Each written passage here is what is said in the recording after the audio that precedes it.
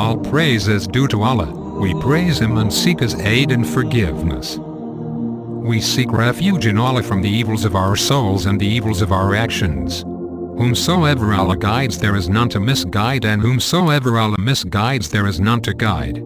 I bear witness that none has the right to be worshipped except Allah alone, without any partners, and I bear witness that Muhammad is His slave and messenger. This is a presentation for those who are open to research the truth about Islam and follow accordingly. It is also anticipated that the viewers have heard enough from the so-called experts on Islam and would like to find out for themselves the true reality of the affairs. The sole desire here from our part is to help the viewer navigate through the web of falsehoods and propaganda so as to rectify our condition as human beings in this world and prepare for hereafter. Allah is the creator of the universe and all that exists. After creation He has not left it alone, rather He has full control of everything, its state of being as well as its existence. Not even a leaf falls but Allah knows about it. Allah can do anything that is not impossible, meaning either intrinsically impossible, such as creating a five-sided triangle, or else impossible by decree, mentioned in the Quran, or mutawatir hadith such as Abu Lahab going to paradise. Allah has no beginning or end. He is free of all imperfections. For example, He is not in need of His creations, but the creations are in need of Him. He is separate from creation and can do each and everything without them. He neither begets nor is He begotten. Allah has more than 99 names. For example, He is the Lord, the planner, provider and sustainer, giver of peace and security.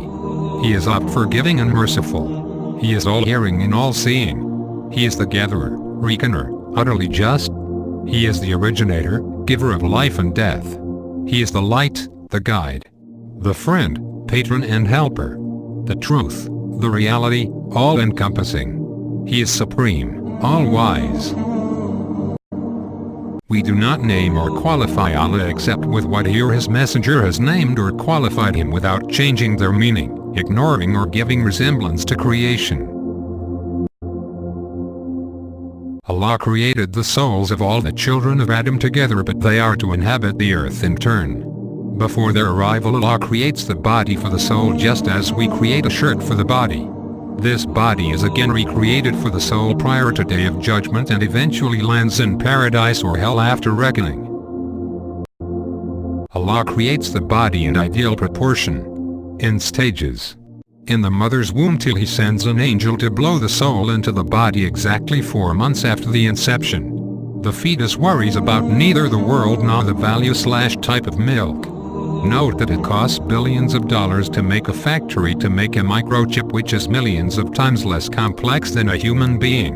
Yet Allah creates this person while the mother is unaware how it's created. Allah sustains the person throughout life with innumerable blessings which are taken for granted. Just consider the food. If all the technocrats of the world are given 1,000,000 years to create a single grain of food out of some atoms, they will not be able to do that. This world is the dominion of Allah.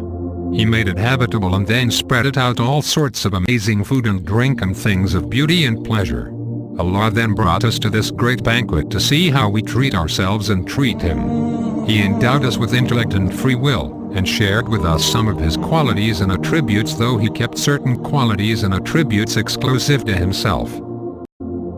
In general, Allah made this world as an abode of trial and respite, but hereafter an abode of mercy and retribution. He wants us to live this life according to His deen to gain success. This was the message of all the prophets. With the passing of prophethood of Muhammad, this deen means following Muhammad as our model and his companions, the rightly guided community for emulation at times of trial or ease. Their lifestyle is certified to please Him and bring peace and success in this world and next. Any other way will lead to humiliation and corruption in this world and eternal disgrace and damnation in the hereafter. Everything in this universe fulfills a purpose and is temporary by design. Before the hour, all believers will pass away due to a flu and Quran will be lifted. Then the blowing of the trumpet will usher in the destruction of the systems of the universe upon the worst people ever lived, such as those who copulate in public. With the final blow of the trumpet, people will gather in body and soul. Unbelievers will walk on their heads, a mark of humiliation. People will be so worried that even parents will deny children and vice versa.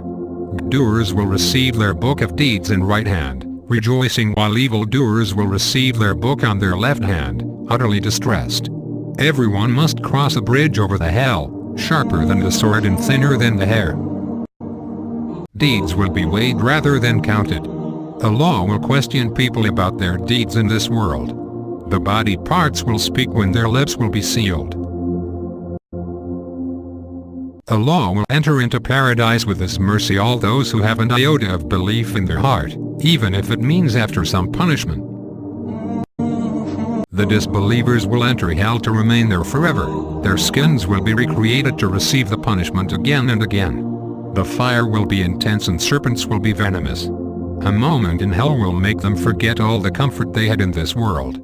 They will wish they returned to rectify their condition, but to no avail. In paradise the believers will enjoy an entertainment from the Most High. They will be able to see Allah live forever in extremes of pleasures, mansions with rivers flowing underneath, company of damsels, for men, or a handsome male consort, for women, wines which do not intoxicate will be served, a single fruit will have a multiple taste, a permanent relief from worries, to name a few of the blessings. In fact, the pleasures are beyond imagination. Shari'ah stands for the collective laws of Islam, including such diverse matters as beliefs, values, rituals, manners, justice, social and economic interactions. With the prophethood of Muhammad all previous Shari'ah have been abrogated. Shari'ah rulings, derived from systematic intellectual endeavors, are subject to variation, change or mistake and thus non-binding. However, all Muslims must follow an ambiguous text of Quran, Hadith and consensus of the companions of Muhammad and scholars of the pious predecessors. This Shari'ah is a Shari'ah of moderation, just as this Ummah is a Ummah of moderation, and there is no compulsion in Deen. Deen is not just about knowledge. It is about following wholeheartedly what Muhammad came with, and the companions were a community of people who lived by that standard. The Ummah of Muhammad is the last Ummah with one Allah, one Qibla, one book, one Prophet and one Shari'ah. It is the best Ummah ever raised for mankind. It enjoins good, forbids evil and stands for truth and justice. The Ummah undergoes trials and tribulations to rid itself of impurities and to set it right. The companions of Muhammad were tested in Mecca and in Medina until they were ready to spread Islam throughout the world with their health, wealth and lives. Muslim way of life is preserved through divine preservation of texts and meaning of Quran and Sunnah. Islam is revived periodically. Its message, embraced by many nations, gave birth to many lasting empires, for example, Umayyad, Abbasid, Seljuk, Mali, Safavid, Mughal, Ottoman. They promoted justice, equity, learning, science and technology and global trade and commerce. The masses of the Ummah will become weightless due to it distancing itself from its true objectives, yet Allah will support and bring about a victorious group from them in all generations till the hour against his enemies. Some of the signs of the end times: Islam will enter every type of dwelling in the world. It will either honor it or disgrace it. People competing in constructing tall buildings. Time will pass quickly. Ignoble one will speak. Arabia becomes green. Conquest of Constantinople. Movements to corrupt woman will appear. Usury will be widespread.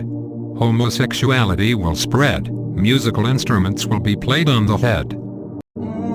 Imam Mahdi will implement full Shari'ah.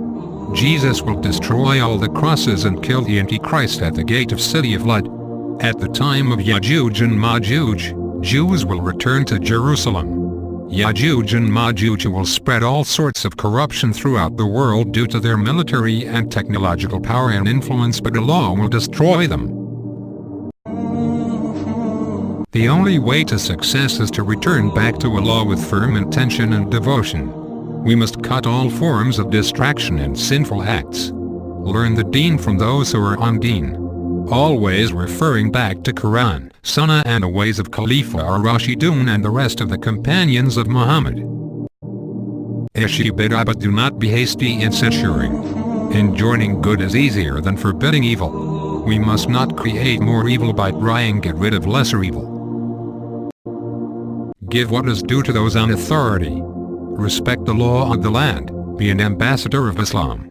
Know that demonstration and protests are not from Sunnah, so do not put innocent and simple-minded people to trials unnecessarily. Khilafah and unity are two of the blessings from Allah's blessing for this ummah. We must rectify our belief and actions to earn it. Reorganize our lifestyle to meet the demands of deen. When you call to righteous deeds, opposition is inevitable. Then help each other to have patience and remain steadfast, seeking only the pleasure of Allah. Sacrifice your rights and serve others. Guard and take tangible steps to strengthen collective and individual beliefs. We are accountable to our use of all senses of perception, time, wealth and intellect. Never rely on your circumstance and strength, however weak or strong. We need Allah on our side to gain victory. Always remain vigilant for insincerity, breaking commands of Allah or neglect of Sunnah. Know that jihad has multiple meanings, combat and non-combat. This word has been used in Meccan surahs. If jihad is all about killing, why Muslims didn't kill all the polytheists after the conquest of Mecca or other lands? It was Orientalists who translated it as holy war. The effort which rectified the condition of the Muslims of Mecca and Medina 1400 years ago is what is required now to rectify our present condition. Actively participate in the efforts for our own self-preservation. Allah will strengthen our beliefs, give us guidance and wisdom with correct worldview, inshallah. If we give dua to others, then it may or may not bring results, but we are not responsible for guidance, and it is one of our duties as the best ummah. Dua must begin with shahada. In these days of corruption on the internet, even a child must be able to articulate values and creeds of Islam clearly with Quran and Hadith to remain steadfast in deen. They need to know the errors of various prevalent false beliefs and slogans, religious or otherwise. Dua should seek to turn attention from creation to the Creator, from temporary to permanent, from this world to next, from materials to good deeds. Follow trustworthy scholars. Never direct your tongue against them, their blood is poison. Avoid groups who rely on secrecy as their primary modus operandi, easily get infiltrated, may have ulterior motives. Extremism fails inevitably, avoid cowardice as plague. Be aware of foreign imports in Muslim countries, especially TV, banks, internet pornography with agenda to defile Muslim youth. Harem food and drink, feminist movements, which resulted from inhuman treatment of women in Europe. Freedom, this is a deceptive slogan. In Muslim countries it only led to corruption and further enslavement. Philosophies, Europe needed it to fill the vacuum when Christianity was relegated to private space, etc. Try to do every action according to Sunnah and your life will be 100% deen. If you intend to earn worldly benefits, even deeni work will turn into worldly. Never corrupt the work of deen for mere worldly benefits. If you did that, then how will your effort change the world for better?